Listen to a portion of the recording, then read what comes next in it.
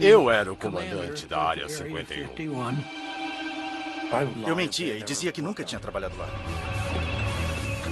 É a mais famosa base militar secreta no mundo. Nós aceitávamos estas condições. Mantenha a boca fechada. Sua vida e outras vidas dependem disso. Agora, os homens que trabalhavam na Área 51 contam suas histórias pela primeira vez.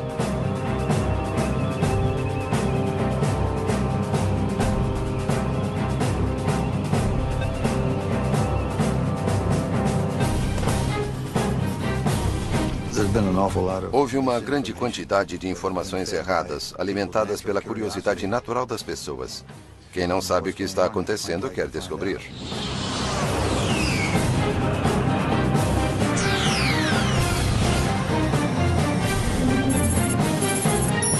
Os mistérios da Área 51. Atenção, instalações da Força Aérea Americana.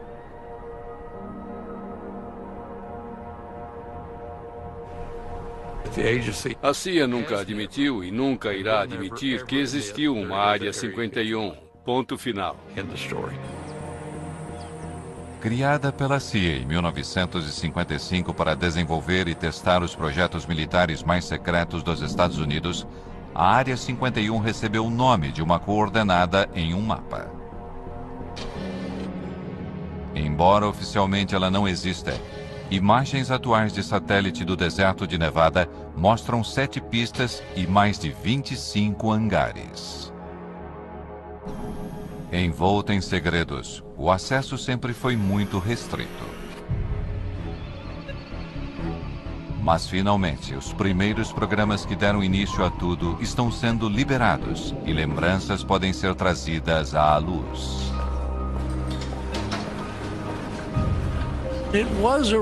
Era uma verdadeira Guerra Fria. Havia bombas nucleares destinadas a todas as grandes cidades. E era como se fossem duas pessoas. Quem vai dar o primeiro soco? Muitas vezes, a democracia tem de dar lugar ao controle rigoroso dos militares para que se possa realizar algo que permita que seu país sobreviva. E era assim que todos pensávamos, imagino.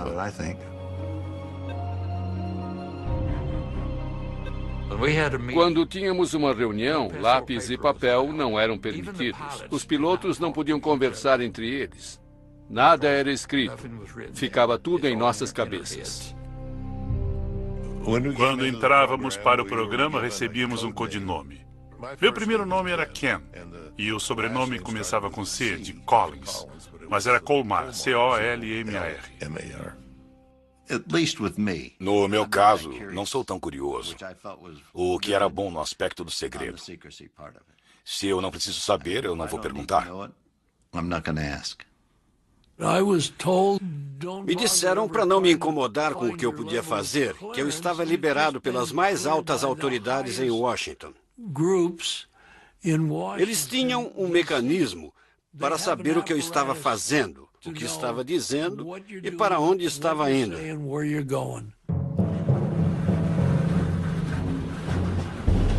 A base foi construída em torno de um lago seco conhecido como Lago Groom. O lugar oferecia vantagens óbvias. Precisávamos de um bom lugar para pousar, onde pudéssemos pousar de qualquer direção, dependendo de onde o vento viesse, e um lago circular servia a esse propósito. Também era protegido por montanhas em torno dele, assim não era muito visível. Liso como vidro. Era inacreditável. Eu podia ir de carro na velocidade máxima e não sentia nenhum solavanco. Era fantástico. O Lago Groom era muito amplo. Havia vários trailers nos quais vivíamos. E havia um prédio comum onde comíamos. Não tínhamos TV nem rádio. Eu não tinha nenhuma mulher. Houve uma mulher que cuidava das finanças da companhia e foi lá e passou uma noite. Foi a única de que ouvi falar. O primeiro nome dado ao lugar foi Rancho Paraíso. Eles achavam que isso ia suavizar o impacto da austeridade. Foi uma tentativa de convencer as pessoas de que não era tão ruim quanto parecia.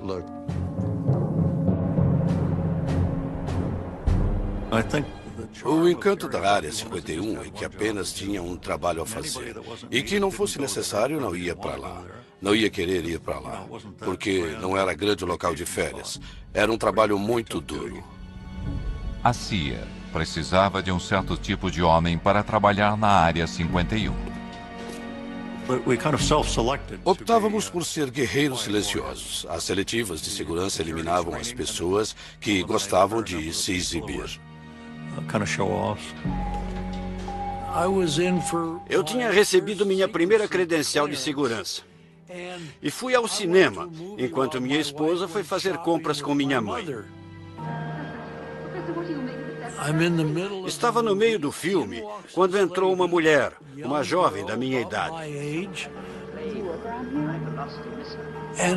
E no meio do filme, ela me perguntou se eu morava em Las Vegas, há quanto tempo morava em Las Vegas e o que eu fazia. Ela não gostou das respostas. Em meia hora, ela se levantou e saiu. Muitas vezes eu me pergunto há quanto tempo ela estava me seguindo, se estava me seguindo ou se era apenas uma das garotas de Las Vegas, à procura de um cliente. Nunca vou saber.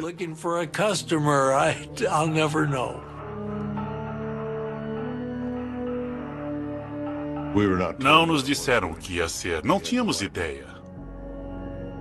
Diziam apenas que era extremamente sensível e que não devíamos comentar com ninguém. As entrevistas eram realizadas em quartos de hotel. Um sujeito tinha passado em tudo. Então lhe disseram, temos um projeto secreto no Oeste. Queremos que trabalhe nele. Está interessado? Ele disse, tenho que conversar com a minha mulher. E eles disseram, tudo bem, faça isso. Ele voltou ao quarto do hotel. Eles tinham ido embora, fizeram as malas e saíram. Ele nunca mais os viu. O fato de ele ter que perguntar à esposa se podia ou não trabalhar no projeto acabou com suas chances.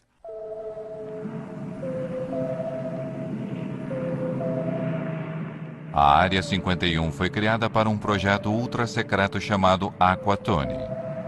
Em 1955, homens da CIA, da Força Aérea e de uma divisão secreta da Lockheed vieram ao Rancho Paraíso para começar a trabalhar.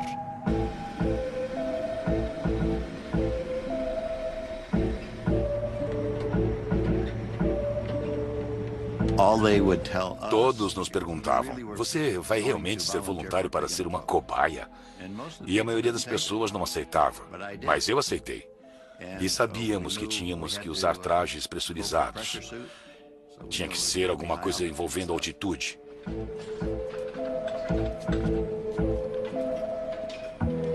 O sangue ferve acima de 15 mil metros sem pressurização. Então, se você perder a pressurização acima dessa altitude, o traje salva sua vida.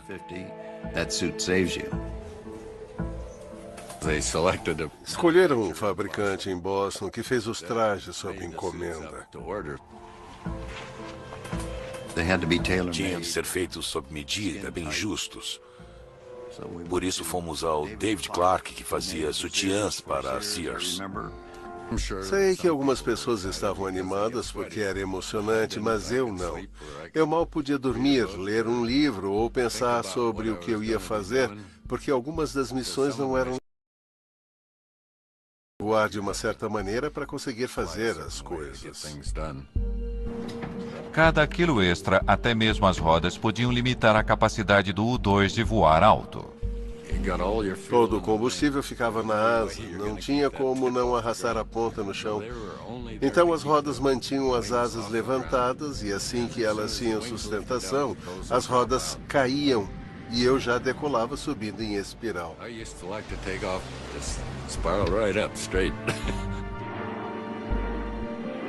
O governo dizia que o U-2 estava sendo usado para pesquisas climáticas. Essa era a nossa desculpa, um esquadrão de reconhecimento climático. Se não é um avião convencional, então o que será? O U-2 voava 3 vezes mais alto que aviões regulares e às vezes era visto por civis. Eu não tenho certeza, mas acho que vi o reflexo do sol numa janela de observação ou algum tipo de escotilha. Em meados da década de 1950, quando o interesse pela Guerra Fria e pelos OVNIs estavam no auge, Eu acho que era do espaço, mas amigável. o avião prateado às vezes criava confusões. Era pura liga de alumínio e parecíamos uma estrela brilhante lá em cima. Os pilotos eram orientados a negar tudo, até mesmo para os controladores de voo. Havia relatos de coisas voando bem alto. Eles podiam até ligar, mas não recebiam nenhuma informação, só desculpas. Sobrevoei a fronteira canadense. Um controlador de voo questionou a minha altitude. Ele foi bastante preciso, mas eu disse, não precisa calibrar seu equipamento. Não estou a essa altitude. Em 1957, voos secretos de U-2 eram a fonte de metade de todos os relatos de avistamentos de OVNIs, mas eles não eram nada, comparado ao que viria. Voltaremos a seguir com Semana Especial.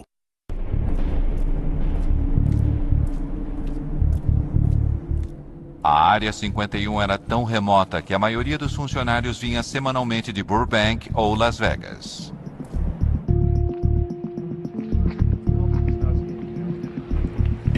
Minha família ainda estava dormindo quando eu acordava. Na segunda de manhã eu tinha que sair cedo para pegar o avião, que geralmente partia às 8 horas. Nunca sabíamos como seríamos levados até lá. Brincávamos dizendo que numa semana voávamos com bombas e na semana seguinte com galinhas. Não sabíamos o que estava no compartimento de carga do avião. Quando descíamos do avião, passávamos pela segurança e eles conferiam nossos crachás para garantir que éramos as pessoas certas. Faziam isso sempre. Tinha uma segurança muito boa. Gene Friedman se deslocava diariamente. Eu tinha 3 filhos. E na escola sempre se pergunta, o que seu pai faz? Eu dizia que consertava televisores.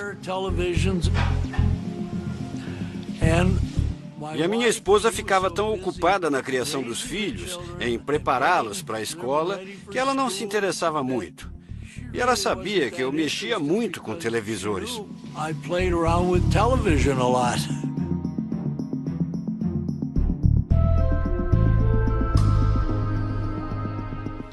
Era bom. Tínhamos uma vida boa. Embora às vezes ele não voltasse para casa durante uma semana. Mas ele ligava, avisando que tinha que trabalhar. E as crianças, especialmente a minha filha, dizia, cadê o papai? Teve que fazer hora extra? Eu não sabia o que ele fazia. Era uma rotina estranha. Eu voltava para casa à noite. Minha mulher perguntava, como foi seu dia hoje? E eu dizia, não foi ruim. Consertei algumas TVs. Quer dizer, ninguém vai falar. Ah, querida, conseguimos detectar a seção transversal do avião mais secreto do mundo nos mínimos detalhes. Tá bom. E o que você fez hoje? Nada. Não podíamos nem tocar no assunto. Vamos encarar a realidade sem pânico. Esta é a nossa realidade. Algum dia, bombas atômicas podem ser lançadas em nossas cidades. A insistência no sigilo total era motivada pela paranoia da Guerra Fria e o temor generalizado de que a União Soviética poderia destruir os Estados Unidos.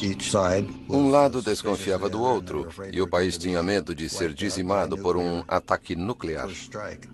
Não se confiava em ninguém, nem mesmo nos pilotos de teste da Área 51. Em 1963, o avião de Ken Collins caiu em uma missão de treinamento. Uma semana depois, me perguntaram se eu concordaria em ser hipnotizado. Queriam descobrir se eu não tinha esquecido alguma coisa. Eu concordei. Então eles trouxeram um psiquiatra importante de Boston.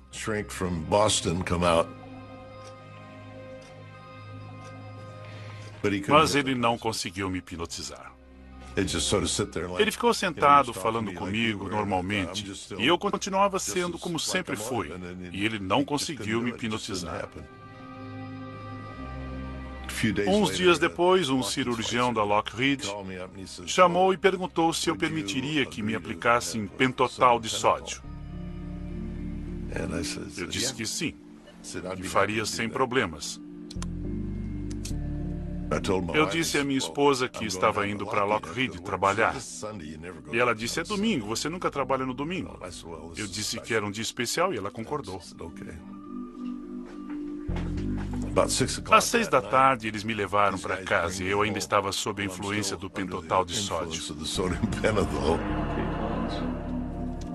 Eles me puseram na cadeira da sala de estar, se despediram e saíram.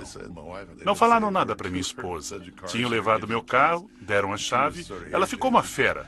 Pensou que eu estava bebendo com os caras. Mas no fim concluíram que tudo que eu tinha dito era verdade.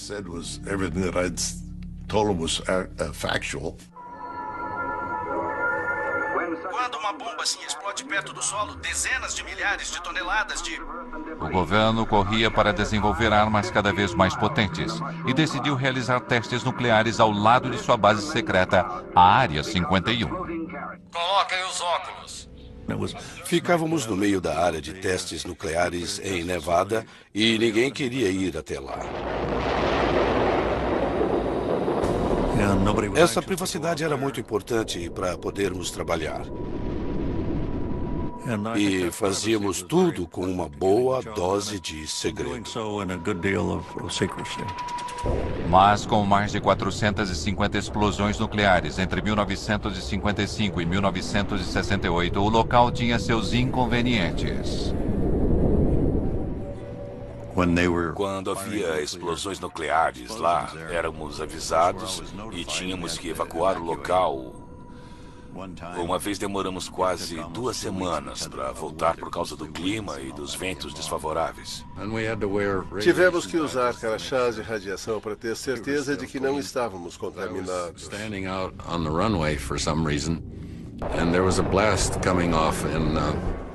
Eu estava na pista de decolagem e houve uma explosão em Yucca Flats. E eu vi ondas no solo vindo na minha direção. O solo subia e descia, foi uma explosão subterrânea. Era inacreditável ver aqueles círculos no chão.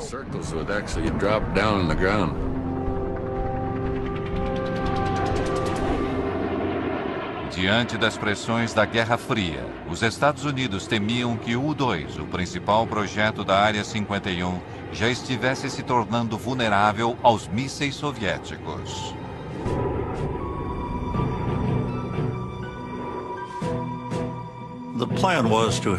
O plano era ter uma aeronave tripulada sucessora do U-2, com menor vulnerabilidade e maior capacidade. Pouquíssimas pessoas na CIA sabiam disso. No final dos anos 50, a Área 51 tinha um novo projeto ultra secreto. Em 1958, comecei a trabalhar no que era chamado de Oxcart. Em 1960, me avisaram que eu tinha sido selecionado para uma espécie de programa de astronauta. Era uma aeronave que propusemos à CIA, que iria voar em altitudes muito elevadas, cerca de 27 quilômetros de altitude. A intenção inicial era voar o mais rápido e o mais alto possível, dificultando ao máximo a detecção de radares. Voávamos tão rápido que, se você estivesse na Califórnia, voando no sentido norte-sul, e fizesse uma curva naquela velocidade e naquela altitude, Não ia continuar no estado da Califórnia. Era tão rápido que você sairia do estado. Durante a Guerra Fria, informações eram tão poderosas quanto armas. O Oxycart deveria ser a grande ferramenta de espionagem americana. O primeiro avião invisível do mundo voaria mais alto e mais rápido que um míssil. Milhares trabalharam no projeto do avião nas instalações da Lockheed em Burbank, na Califórnia.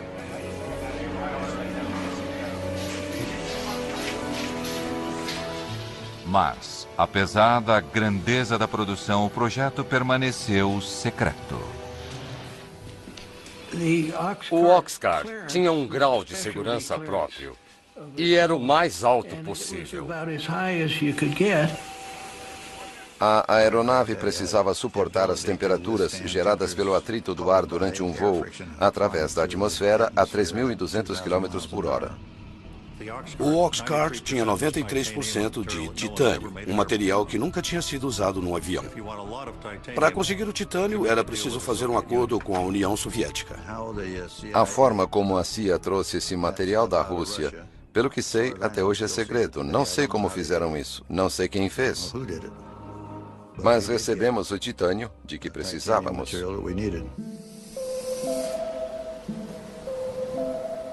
Quando o protótipo do Oxcart ficou pronto, o governo precisava levá-lo da linha de produção na Califórnia até a Área 51.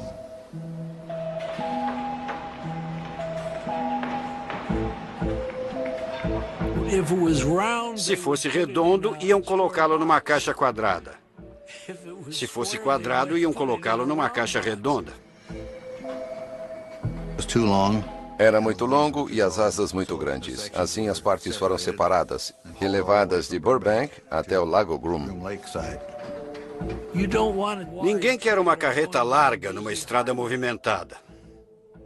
Então, era feito sorrateiramente, quando não tinha ninguém por perto.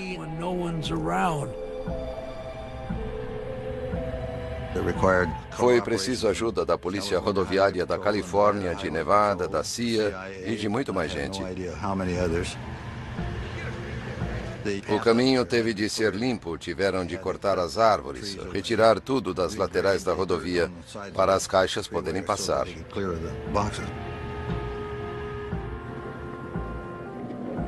Eles não podiam saber o que estava nas caixas, mas tinham de saber que era uma coisa que tinha de ser protegida e mantida em segredo. Foi uma operação bem grande para levá-lo até o Lago Groom.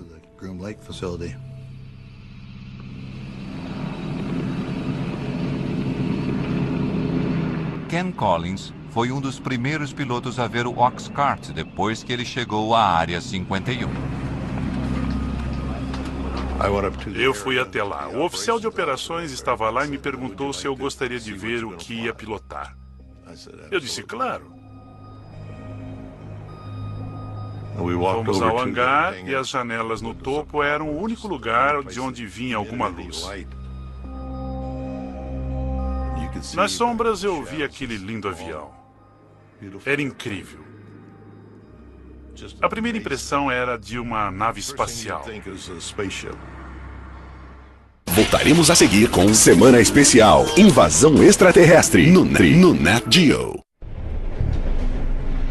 Dentro da Área 51, cerca de 2.000 trabalhadores tinham um único objetivo: concluir o mais recente projeto secreto.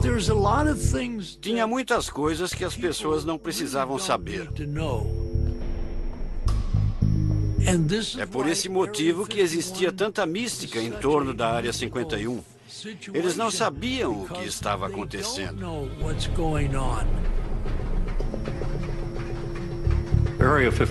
A Área 51 só tinha um propósito: desenvolver o Oxcart e colocá-lo em operação no exterior. As informações sobre o Oxcart permaneceram confidenciais durante décadas. Seu sucessor, o icônico SR-71 Blackbird, é muito mais conhecido. Mas atualmente, detalhes sobre o Oxcart finalmente estão sendo revelados.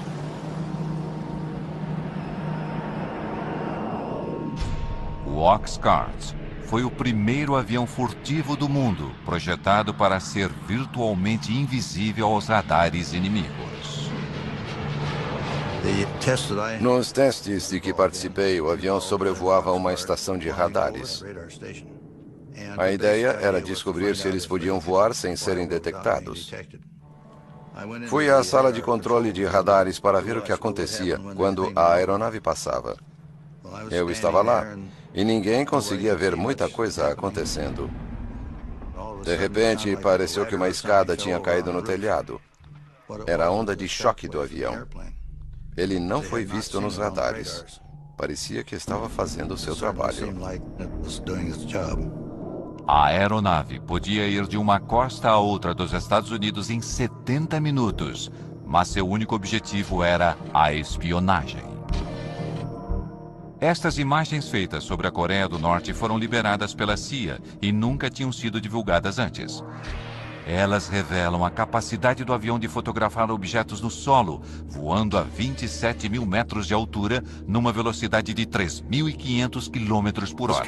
A câmera estava num avião voando numa velocidade de Mach 3. A resolução era de 12 polegadas, 30 centímetros. Se você pensar num objeto no chão e puser uma grade sobre ele, com 30 centímetros de lado, cada um desses quadrados vai ser preto, branco ou cinza. Um objeto com 30 centímetros de comprimento pode ser claramente identificado como um objeto, embora não possamos reconhecer a estrutura interna. Mas se tirarmos a foto de um tanque, ele vai ter 500 pontos e vai identificar o tanque. Mas, no auge da Guerra Fria, os homens da Área 51 não eram os únicos com câmeras potentes.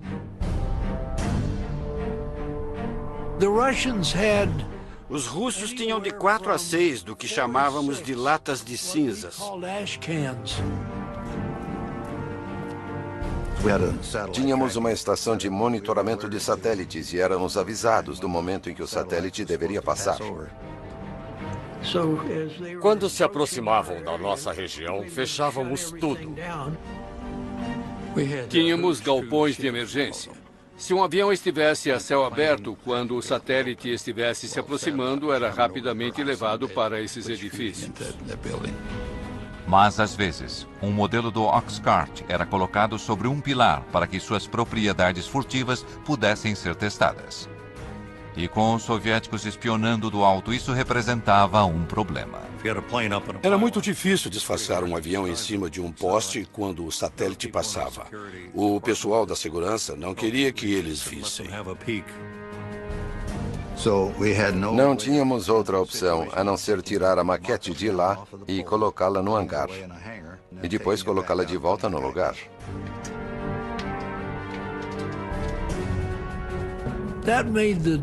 Isso tornava o trabalho muito difícil, muito difícil. Começávamos a trabalhar no avião e depois o levávamos para o hangar. E era um tal de guardar e tirar, guardar e tirar. Era um grande incômodo. Apesar dos esforços para esconder o avião secreto, agentes de inteligência descobriram que a União Soviética tinha um desenho do avião e tinha encontrado uma forma de detectar o Oxcart. Fazíamos a maioria dos testes durante o dia. A radiação do sol aquecia tudo, menos a sombra. Se deixássemos a maquete ali durante meia hora, ela deixaria uma sombra que uma câmera infravermelha conseguiria captar. Assim, os homens da Área 51 passaram a criar aviões falsos para enganar os soviéticos. Sabíamos que o satélite ia passar e desenhávamos o contorno de algum tipo de avião exótico na frente de um dos hangares. A maioria era de papelão. E um pouco antes de o satélite passar, colocávamos um aquecedor na traseira para mostrar um sinal de calor, como se o avião tivesse acabado de pousar. Queríamos que pensassem que tínhamos alguma coisa que eles não tinham. E eles, com certeza, investiram muito tempo e dinheiro tentando descobrir o que era. Em Washington, objetos fantasmagóricos pontuaram as telas dos radares. Engodos criados para proteger o Oxcart alimentaram os rumores sobre a Área 51. Caças passaram várias horas perseguindo os objetos vistos no radar. Realizamos 2.850 missões partindo da Área 51 sem que ninguém soubesse. O avião não existia e, naturalmente, dependendo da luz do sol, era visível e acabava se tornando um avistamento de OVNI. O general Sandford, diretor de inteligência da Força Aérea, confirmou que os objetos não são armas secretas americanas e afirmou que a Força Aérea vai investigar. Isso foi na época em que a Força Aérea conduzia o projeto Blue Book, investigando os avistamentos de OVNIs. Eles começam a investigar e, de repente, encontram uma parede de segurança. Disseram que era uma missão ultra secreta, tinham que inventar uma história e esquecer que aquilo tinha acontecido. Recebemos e analisamos entre 1.000 e 2.000 relatórios.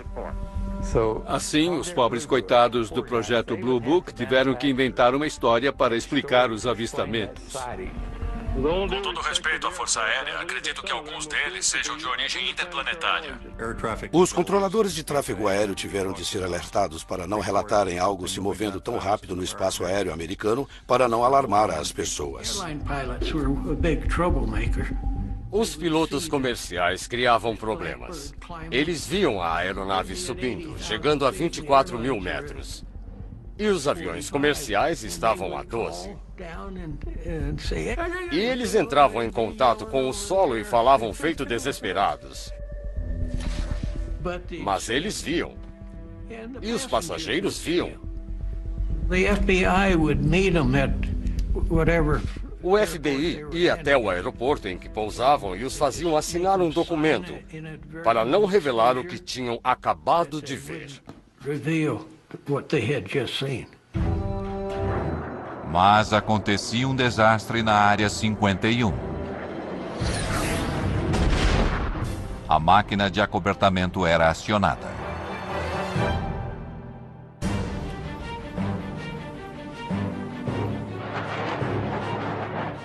Apesar dos segredos que envolveram Oxcart, indícios de uma falha inicial estão finalmente vindo à luz décadas depois. Era um teste subsônico de motores em baixa altitude. Tive problemas para acelerar até Mach 3. Voei para o norte da área, subi para 7.600 metros, virei para o sul e comecei a entrar nas nuvens. Alguma coisa não estava certa. O avião embicou, ficou invertido e entrou em espiral. Não dava para recuperar.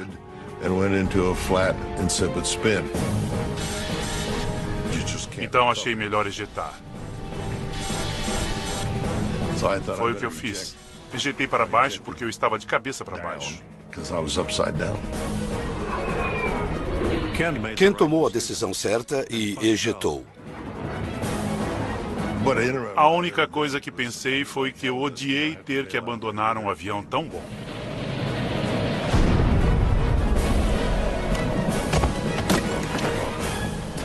Ele desceu em algum lugar perto de Wendover, Utah. Eu pousei, recolhi o paraquedas, porque achei que ia precisar dele. Talvez tivesse que passar a noite ali e ia dormir dentro dele.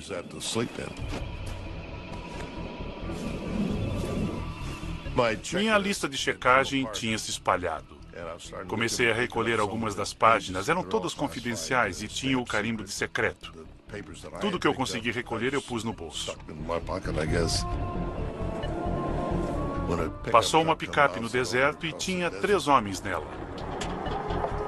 Eu fiquei surpreso em vê-los. Eles disseram para subir, que iam me levar ao avião. Eu disse, não, é um F-105. Essa era a história que contávamos. Eu disse, tem uma arma nuclear a bordo. Eles disseram, é melhor você subir, vamos embora, não vamos ficar. Então entrei na frente com eles. Ficamos em 4 pessoas lá dentro.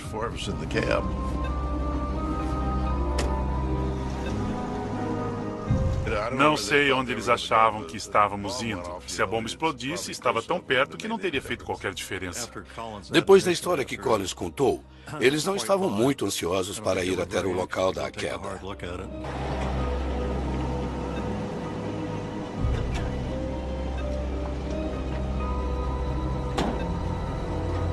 Tínhamos um número de telefone para essas emergências.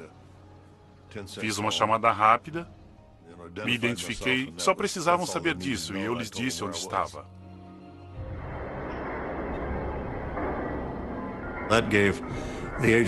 Isso deu à agência 2 dias para recolher tudo e limpar a bagunça. Do contrário, teria sido uma verdadeira festa.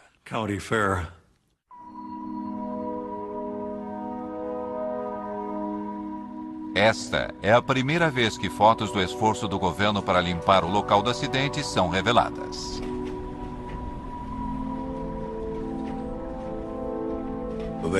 Dois homens do nosso pessoal de sobrevivência, que faziam parte da equipe de segurança, mais tarde voltaram lá a cavalo e vasculharam todo o lugar para ver se alguma coisa confidencial tinha ficado para trás.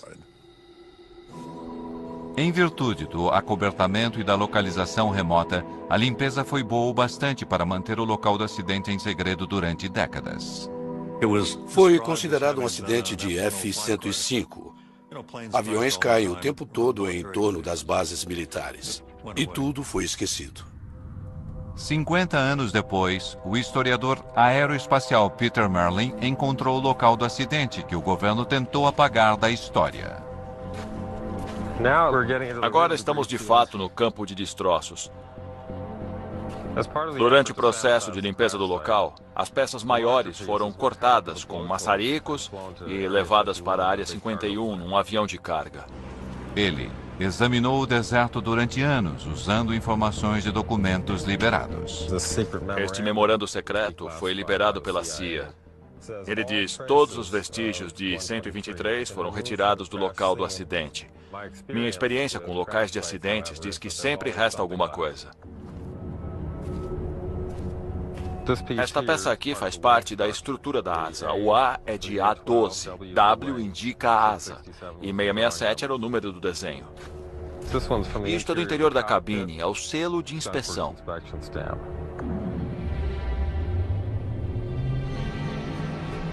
Esta é a cratera do impacto. Tem titânio em todo lugar. Nossa, é um pedaço grande. É um titânio bem espesso.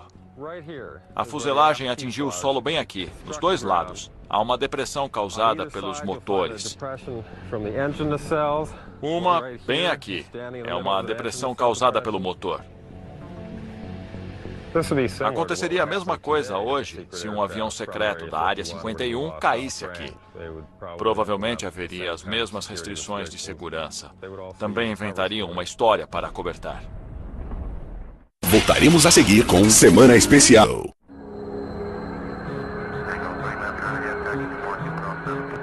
Aeroporto McCarran, Las Vegas. Dias de hoje. Um hangar particular para jatos não identificados. Diariamente, funcionários continuam fazendo a mesma viagem para a Área 51, que ocorre desde os tempos do U-2 e do Oxcart. Esses primeiros programas tornaram a Área 51 um lar permanente para projetos secretos americanos. Se você procurar nos registros, nunca houve um voo sequer no Lago Groom. Nada era o que parecia ser. Voo 963, liberado para decolar. E o mistério continua até hoje. O orçamento militar anual para projetos secretos militares é de 41 bilhões de euros. O nível mais alto na história dos Estados Unidos. Mas nem mesmo aqueles que já sacrificaram tanto pela Área 51 conhecem os segredos. Gostaria de saber o que estão fazendo, mas não sei. Ouvi falar até que a Área 51 serve de acobertamento para uma área muito mais secreta. Eu não sei. Também não posso confirmar isso. Não tenho ideia. Gostaria de saber. O sigilo e os acobertamentos continuam alimentando os rumores. Há muitas situações que as pessoas não podem saber que não são verdadeiras. Por isso existe uma grande quantidade de informações falsas alimentadas pela curiosidade natural das pessoas. Se você não sabe o que está acontecendo, quer descobrir. Muitas vezes, até mesmo a especulação mais absurda contém uma ponta de verdade. Dizem que existem câmaras subterrâneas lá, túneis que vão até Las Vegas. E não existe absolutamente nada disso.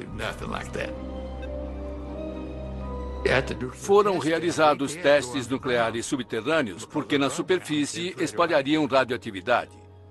Mas não há nada na área.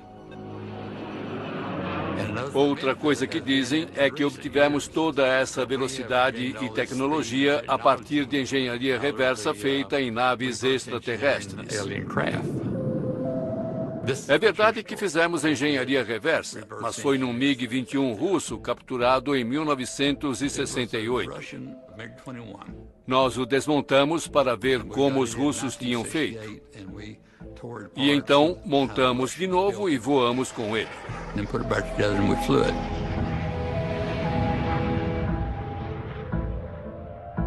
Até mesmo a teoria da conspiração de que o governo encenou o pouso na Lua na Área 51 tem um certo fundamento. Na área de testes atômicos, testamos o veículo que enviamos para a Lua. Testamos todos os sistemas de suporte de vida. Os astronautas foram treinados nas crateras das bombas atômicas. Daí surgiram essas histórias malucas.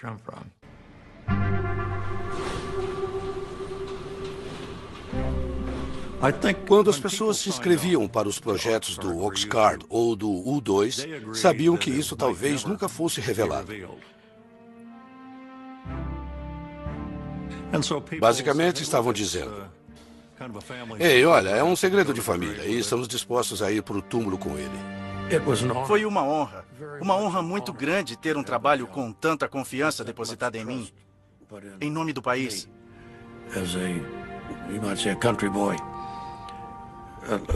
Muita confiança foi depositada em pessoas como eu, que trabalharam lá.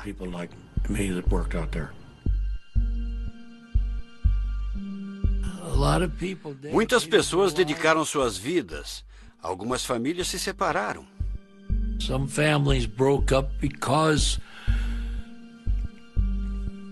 Porque a esposa não sabia se o marido ia voltar para casa à noite. Não era apenas um emprego.